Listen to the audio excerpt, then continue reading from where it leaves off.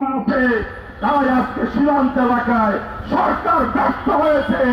আমাদের জনগণ এবং আমাদের বর্ডার গার্ডের নৌজওয়ান বাহিনী তারা নিজেরাই তাদেরকে প্রতিরোধ করতে সক্ষম হয়েছে।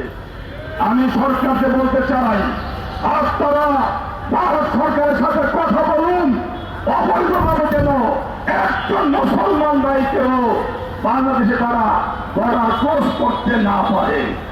প্রিয় ভাইরা, আজকে আমাদের দেশে অনেক সমস্যা রয়েছে।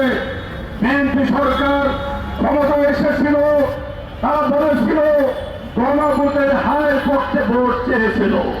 তারেক রহমান সাহেব বিএনপির চেয়ারম্যান, বর্তমান প্রধানমন্ত্রী, উনিও গণভোটের হারের পক্ষে ভোট চেয়েছিল।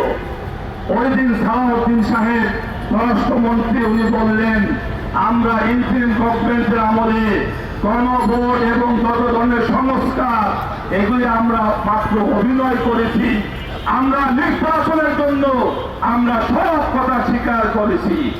আজকে আমি জিজ্ঞাসা করতে চাই, কথা সত্যকার তারেক রহমান সাহেব তিনি গণভোটে হারের পক্ষে ভোট চেয়েছেন নাকি সালাউদ্দিন সাহেবের? এর দ্বারা বোঝা যায় বিএনপি জনগণের সাথে প্রতারণা করে একটি নির্বাচনে ইন্টারের মাধ্যমে তারা ক্ষমতা আসতে চেয়েছিল। আজকে তারা দায়ী করেছে। তাই আমি সরকারকে বলবো, অবিলম্বে আইন শৃঙ্খলার উন্নতি করুন এবং তেল, গ্যাস, বিদ্যুতের বর্ধিত মূল্য প্রত্যাহার করুন এবং দ্রব্য মূল্যের ঊর্ধ্বগতি কমিয়ে জনগণের ক্রয় ক্ষমতার আওতায় নিয়ে আসুন।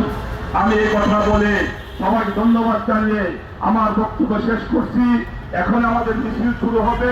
মিছিলের শেষে আমাদের সভাপতি বক্তব্য দিয়ে দোয়া করবেন। সংগ্রামী সাথী বন্ধুগণ, আমাদের মিছিল পল্টন মোড় হয়ে বিজয়নগর পানি ট্যাঙ্কি পর্যন্ত যায় শেষ হবে।